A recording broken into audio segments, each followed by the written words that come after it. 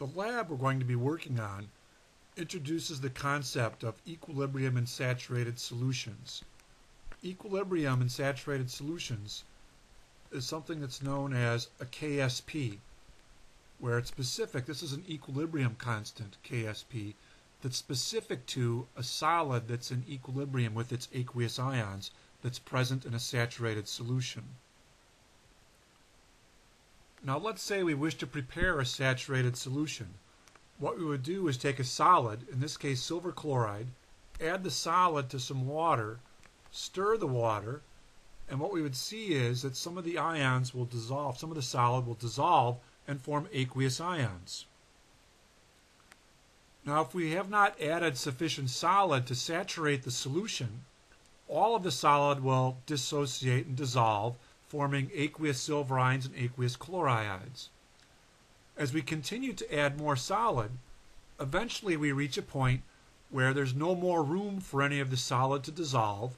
The solution is completely filled with aqueous ions, and at this point we would say that the solution is now saturated. When the solution is saturated, any additional solid we add would settle to the bottom of the beaker, in this case a silver chloride solid, because there's no longer any room for the solid to dissolve. When something is saturated, this also creates a situation of equilibrium, in that if some of the aqueous ions recombine to make solid, at the same rate some of the solid will dissolve to make ions, keeping the amount of aqueous ions constant and keeping the amount of solid present constant. When something is saturated, this is also a system that is at equilibrium.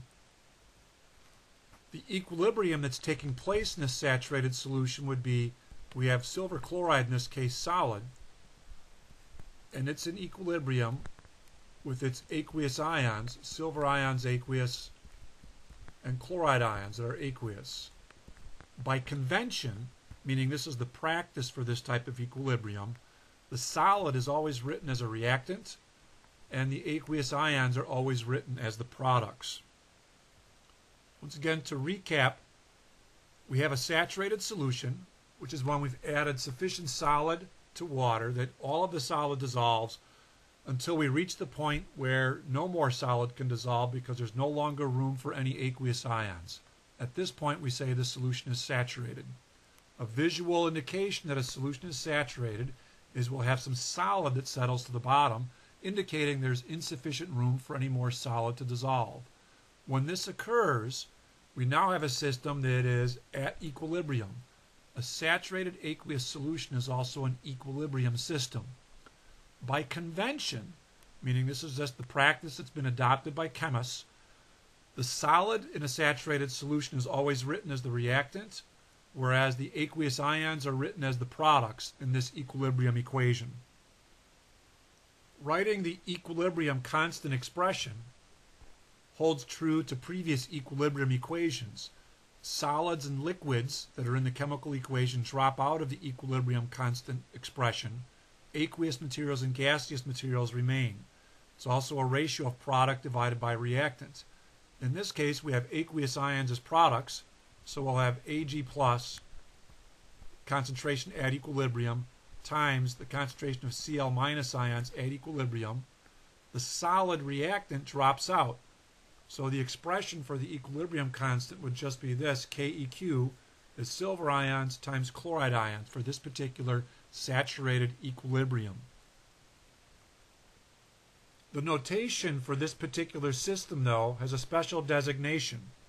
Instead of Keq, which is for all equilibrium systems, an equilibrium system that's specifically a solid in equilibrium with its aqueous ions in a saturated system has the notation Sp. The Sp stands for solubility product. Now where solubility product comes from is that in this system we've dissolved some solid, reaching the limit for how much can dissolve. This is the solubility of that material. The more that something can dissolve, the more soluble it is. And then the constant comes from multiplying together the concentration of the aqueous ions that are present in this system. When we multiply two things together, the end result is called a product. Hence, the name solubility product is used for the KSP expression, which is for a saturated solution that's at equilibrium where a solid is in equilibrium with its aqueous ions, because the aqueous ions are the fraction of the solid that's dissolved or is soluble, and the constant value comes from multiplying those concentrations together, which gives us a product. So for a saturated solution of a solid in equilibrium with its aqueous ions, the equilibrium constant is specifically given the name KSP.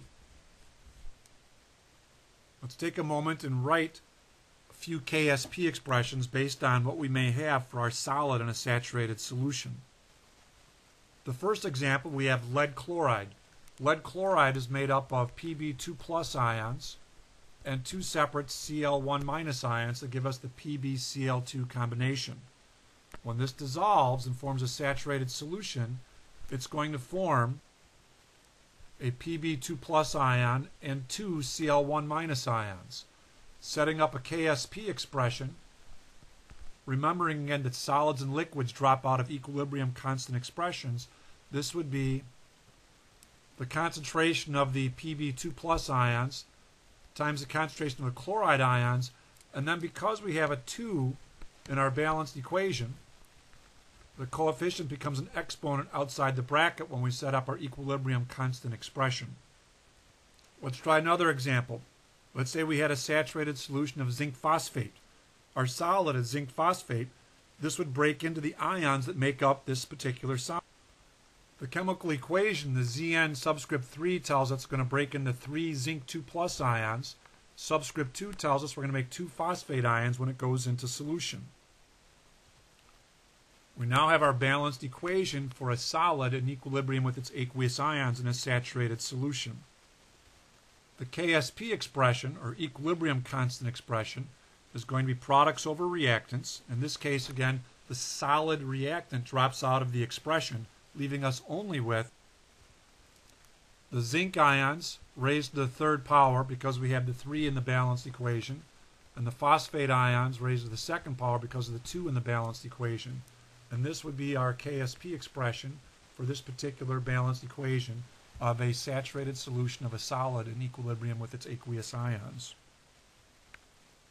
Now, another means of creating a saturated solution is via a double replacement reaction. Now, if we recall from our unit on reaction predictions, a double replacement has 4 possible outcomes. A product could be a gas, we could make a solid precipitate, could make a molecule, or nothing could happen. In the circumstance when a solid precipitate is being formed from a new combination of ions that is identified as being insoluble, that's actually creating a saturated solution. And what we see from that precipitate forming is the solid that's forming because it cannot dissolve since the solution is saturated. An example double replacement would be if we mix aqueous lead nitrate with aqueous sodium chloride. The positive ions are going to swap ion partners in solution, creating 2 new products.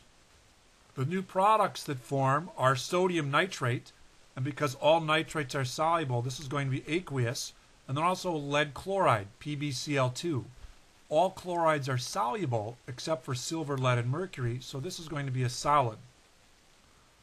Reducing to net ionic form, we have Pb2 plus aqueous ions plus 2 chloride ions give us PbCl2 solid in our double replacement reaction.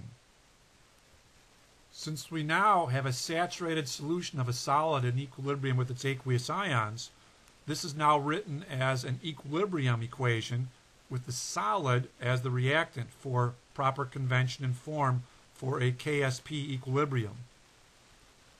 And this would be a solid in equilibrium with its aqueous ions in a saturated solution where the solid was created via a double replacement reaction. For the solid to form in a double replacement reaction, the concentration of the ions needs to be beyond the saturation point for that particular material. Let's see how we would figure out whether or not a solid forms in a double replacement reaction. In this example, we're going to mix a solution of barium nitrate. We're going to mix the barium nitrate with a solution of sodium carbonate. A double replacement reaction will take place and the ions will trade partners, forming sodium nitrate and barium carbonate. Sodium nitrate will be aqueous because all nitrates are soluble. The barium carbonate, if the ions are in sufficient concentration, will make a solid. Our first course of action is we want to try to figure out what's going to be the concentration of the ions once in the mixture of the two solutions combined.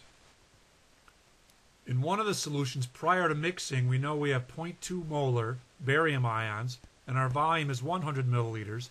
In the other solution, we have 0.40 molar carbonate and the solution has a volume of 300 milliliters.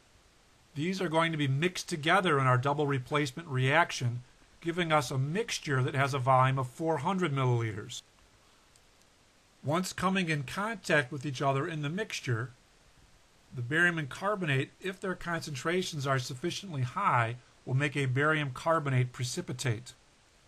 Now, concentration is measured in moles per liter, so we need to find the moles of barium ions and also the moles of carbonate ions that are in the mixture, and then we have our liters of mixture as the 0.400 liters, which is 400 milliliters.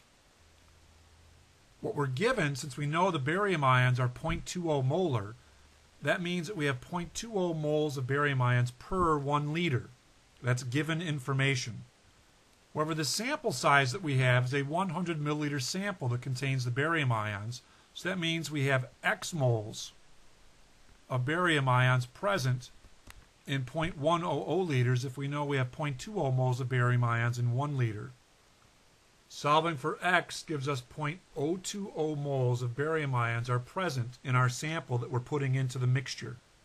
The other solution, we're given that we have 0.40 moles of carbonate ions per 1 liter, which means we can solve for X moles of carbonate ions that are present in our sample that is 0.300 liters in volume.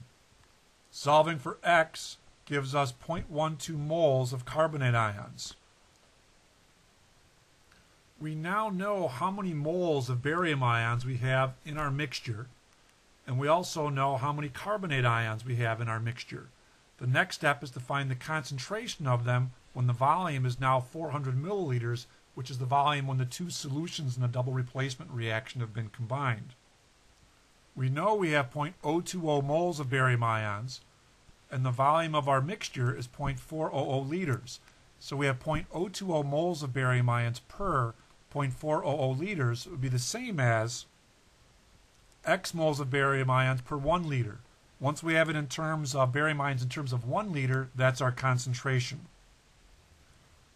Solving for our moles per liter, we get 0.050 molar or moles per liter for our barium ions in the mixture. Next, we'll do likewise for the carbonate ions. Find the concentration of the carbonate ions in the mixture of the double replacement reaction. We know we have 0.12 moles of carbonate ions, and the volume of our solution of the reaction is 0.400 liters. Solving for how many moles of carbonate ions are present in 1 liter, or moles per liter, will give us our concentration. Solving, we find that the carbonate in the mixture is 0.30 molar, or moles per liter. We've now figured out our concentrations of the ions that can potentially make our solid in the mixture through our double replacement reaction. If, when the barium and carbonate come in contact with each other in the mix via the double replacement, if their concentrations are high enough, a precipitate will result and we'll have a saturated solution. The equilibrium we'd have if precipitate forms would be the solid barium carbonate in equilibrium with its aqueous ions that will remain in solution when it's saturated. Writing the KSP expression for this reaction, we have its barium ions times the concentration of the carbonate ions gives us our KSP.